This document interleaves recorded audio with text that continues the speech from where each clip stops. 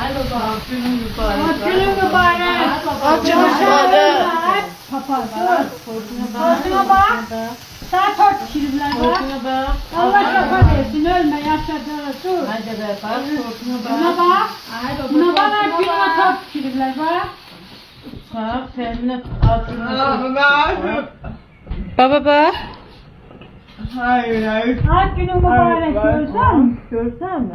Ay baba. Bana bak. Cemile biçim oldu. Cemile oldu.